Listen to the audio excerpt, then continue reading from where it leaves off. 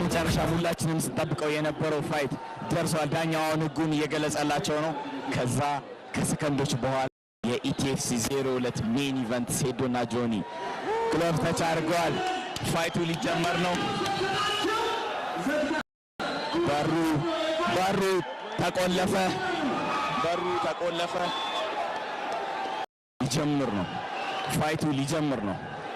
ማን ሩጦ የሚጠጋ ይመስላችኋል? ፋይቱ ጀምሯል።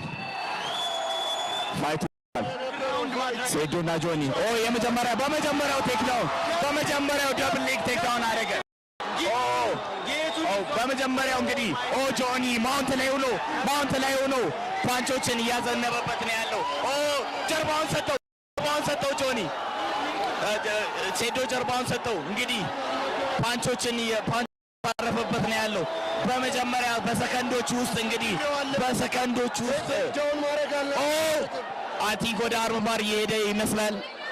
ጆኒ ወዲያውኑ ቴክዳውን አድርጎ እንግዲህ አሁን አርም ባር ለማድረግ እየሄደ ይገኛል ማለት ነው። አርም ባር ያዘው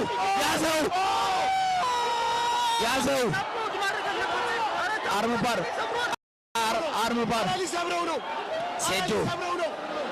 ሴዶ ስትሪንግዙ ጠንካራ ነው። አረ ወደ አርም ባር የሚሄደ ነው። ኪሞራ አረ ታፕ ሚት ለማድረግ የሚመች ሴዶ እስካሁን ድረስ ታፕ አለማድረጉ በጣም አስፈላጊ ነው ማለት ነው። እንግዲህ ፉሊ ሎክድ የሆነ ኪሞራን የሞከረው ምን አይነት ሴዶ ከታች እንግዲህ ጆኒ ከላይ ሆኖ ዶሚኒት ያደረገ ነው ያለው። ይቅርታ ጋይስ በጣም ስሜት ውስጥ ገብቼ ኮሜንቴት በተሳ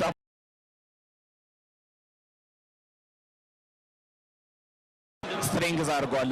ስትሬንግዝ በጣም አለው። እጁን እስካሁን ድረስ አርም ባር ሴታፕ ለማድረግ ሞክሮም አግኝቶም እድሉም ማድረግ አልቻለም ማለት ነው። ነገር ግን አሁንም ቶፕ ፖዚሽን ላይ ሆኖ ፓንቾችን እያዘነበ ያለው ጆኒ ነው ማለት ነው። ፓንች እያደረገው ነው፣ ኤልቦ እያደረገው ነው። ሴዶ እንደምንም ብሎ መነሳት አለበት። ከዚህ ፖዚሽን እንደምንም ብሎ ወደ ጎን መነሳት አለበት። አሁንም ድጋሚ እጁን አታክ እያደረገው ነው። እጁን ለመስበር ነው እንግዲህ ሞራ ሰሚሽን አልቋል። በመጀመሪያው ዙር አልቋል። ጆኒ በመጀመሪያው ዙር አሸንፏል። እንግዲህ ምንም እድል አልሰጠውም ለሴዶ ወዲያውኑ ቴክዳውን አደረገው። ከዛ በኋላ ሰሚሽን እንግዲህ ማሸነፍ ችሏል። በኪሞራ ሰሚሽን ሴዶ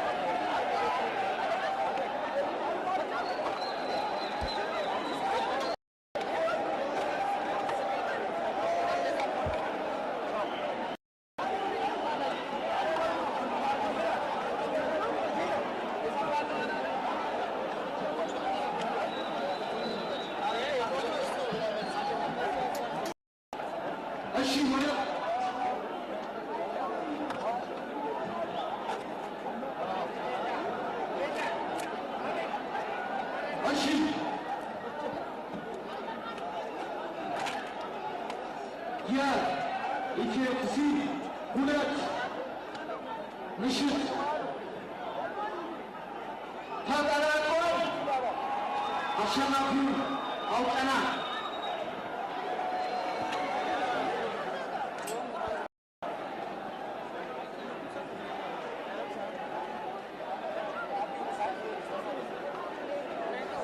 እሺ ይህ ውድድር 3 ደቂቃ ከ54 ፈጅቷል። by referee decision በዳኛ ውሳኔ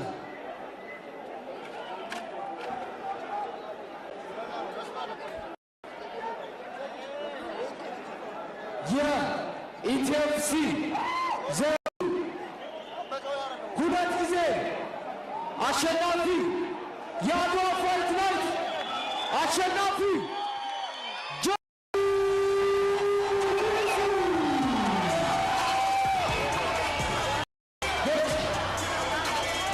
This is the title belt Abdissa.